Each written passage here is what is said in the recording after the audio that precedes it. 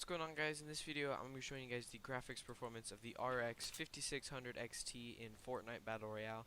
I'm starting off here with all low settings but with maxed out resolution to show you guys the settings that you'll be using if you're trying to get the most frames per second that you can out of this card in Fortnite. Let's see what this guy's doing here. Oh, there you are.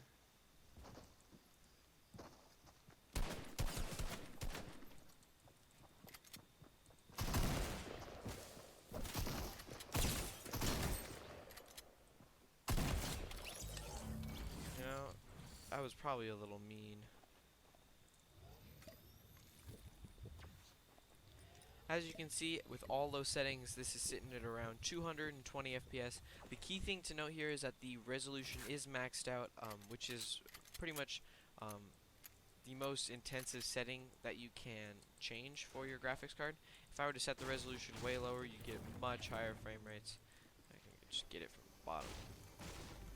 As you can see, we're sitting at around 220 FPS, which is a very reasonable level to be at if you're trying to get the most frames per second that you can out of this GPU.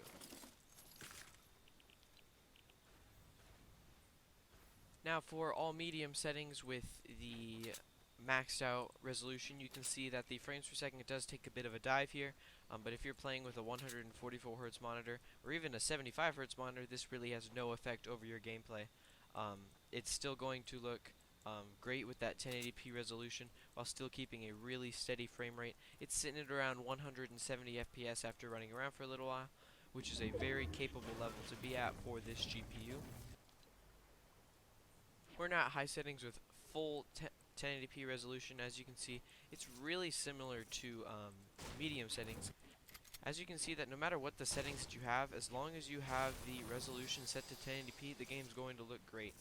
Now, of course, having those higher settings is going to make the colors and the shadows look a lot better in the game, but it's really not a necessity when you're trying to get the most frames per second that you can out of your graphics card.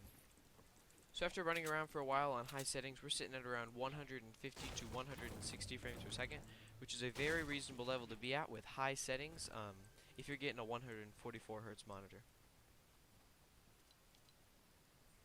Now on high settings with these shadows off, the game's going to look a lot brighter and you're going to be able to see a lot more people in distances or just close up.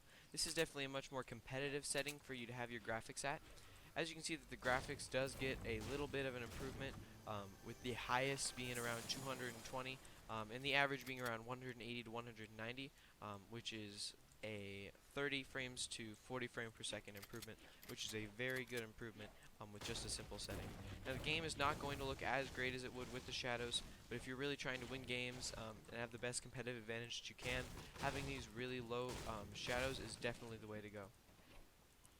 Look at this, we're going to have a llama. I haven't actually opened one of these things in a while. Of course, I'm a human being and I don't use E to search it.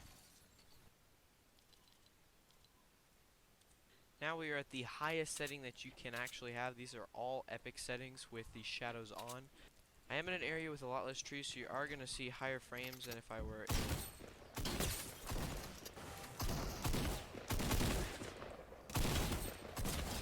That was almost really bad.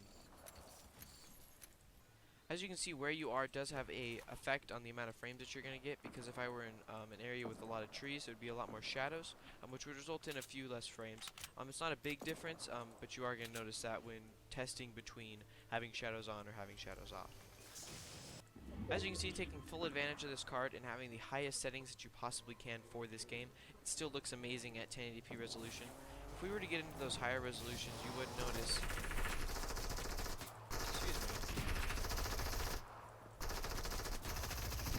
Oh no, I didn't know that there were those. Get out of here, man. I'm not about to fight those things. Oh my goodness, there's so many of them. As I was saying, if you were to get into higher resolutions around 1440 or 4K gaming, you would notice a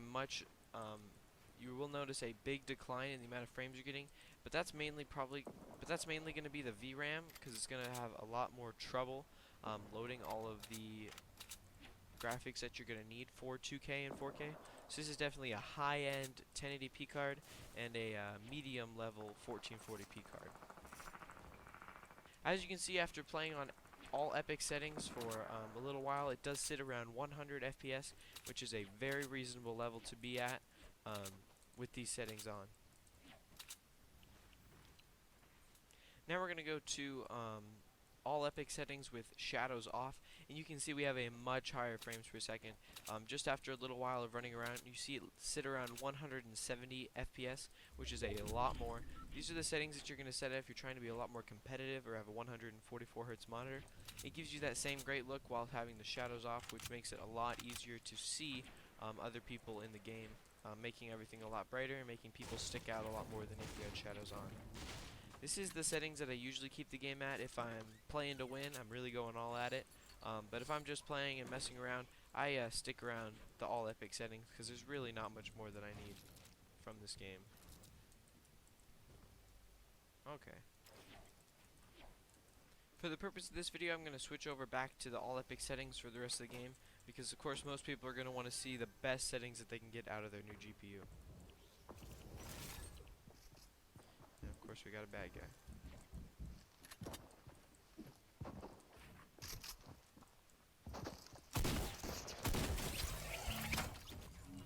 A stacked bad guy, might add.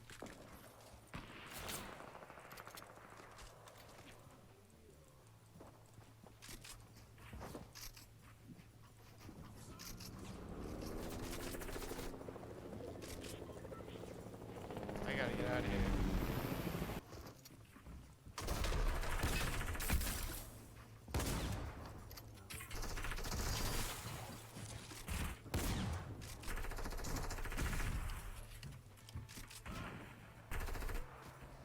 Gotta get out of here while they're distracted.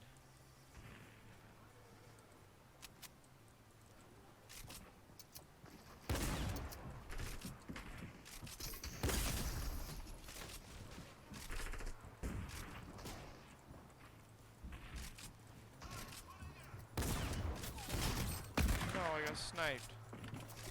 Where though?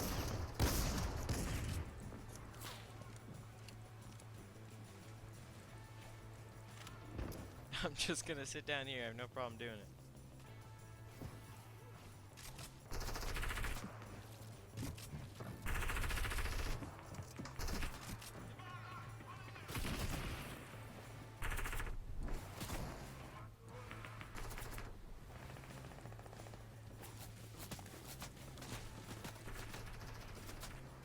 Are these like marauders or real people? I can't tell. They're the marauders.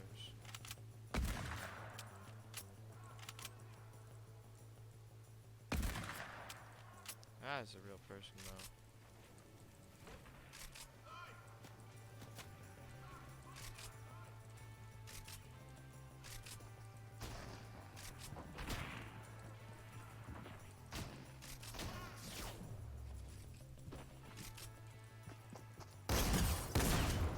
Oh man, this game that was a crazy top 6.